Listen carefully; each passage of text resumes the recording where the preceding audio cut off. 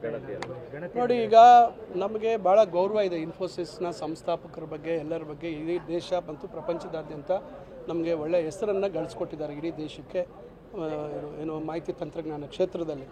ಆದರೆ ಇವತ್ತು ಜಾತಿ ಗಣತಿ ಅಲ್ಲ, ಇದು ಶೈಕ್ಷಣಿಕ, ಸಾಮಾಜಿಕ, ಆರ್ಥಿಕ ಸಮೀಕ್ಷೆ. ಇದರಲ್ಲಿ ಎಲ್ಲ ವರ್ಗದ ಜನ ಬೈ ಡಿಫಾಲ್ಟು ಜಾತಿ ಹೇಳಲೇಬೇಕಾಗುತ್ತೆ. ಇವತ್ತು ನಾನು ಮಾನ್ಯ ಸುಧಾಮೂರ್ತಿ ಅವ್ರಿಗಿರ್ಬೋದು, ಮಾನ್ಯ ನಾರಾಯಣಮೂರ್ತಿ ಅವರಲ್ಲಿ ವಿನಂತಿಸ್ಕೊಳ್ಳೋಂಥದ್ದು, ಈಗ ತಾವು ನಮ್ಮ ಸರ್ಕಾರ ಇದನ್ನು ಮಾಡ್ತಾ ಇದೆ ಅಂತ ಹೇಳಿ ವಿರೋಧ ಮಾಡ್ತಾ ಇದ್ದೀರಾ, ಇಲ್ಲ ಮುಂದಿನ ವರ್ಷ ಕೇಂದ್ರ ಸರ್ಕಾರ ನೇರವಾಗಿ ಜಾತಿ ಗಣತಿ ಮಾಡುತ್ತಲ್ಲ, ಆ ಸಂದರ್ಭದಲ್ಲಿ ಇದೇ ರೀತಿಯಾದಂಥ ನಿಲುವು ತಾವು ತೆಗೆದುಕೊಳ್ತೀರಾ?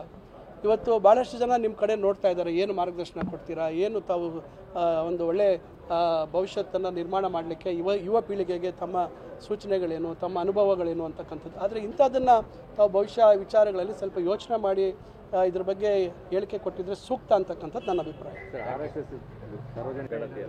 ನೋಡಿ, ಈಗ ನಮಗೆ ಭಾಳ ಗೌರವ ಇದೆ ಇನ್ಫೋಸಿಸ್ನ ಸಂಸ್ಥಾಪಕರ ಬಗ್ಗೆ, ಎಲ್ಲರ ಬಗ್ಗೆ. ಇಡೀ ದೇಶ ಮತ್ತು ಪ್ರಪಂಚದಾದ್ಯಂತ ನಮಗೆ ಒಳ್ಳೆಯ ಹೆಸರನ್ನು ಗಳಿಸ್ಕೊಟ್ಟಿದ್ದಾರೆ ಇಡೀ ದೇಶಕ್ಕೆ, ಏನು ಮಾಹಿತಿ ತಂತ್ರಜ್ಞಾನ ಕ್ಷೇತ್ರದಲ್ಲಿ. ಆದರೆ ಇವತ್ತು ಜಾತಿ ಗಣತಿ ಅಲ್ಲ, ಇದು ಶೈಕ್ಷಣಿಕ, ಸಾಮಾಜಿಕ, ಆರ್ಥಿಕ ಸಮೀಕ್ಷೆ. ಇದರಲ್ಲಿ ಎಲ್ಲ ವರ್ಗದ ಜನ ಬೈ ಡಿಫಾಲ್ಟು ಜಾತಿ ಹೇಳಲೇಬೇಕಾಗುತ್ತೆ.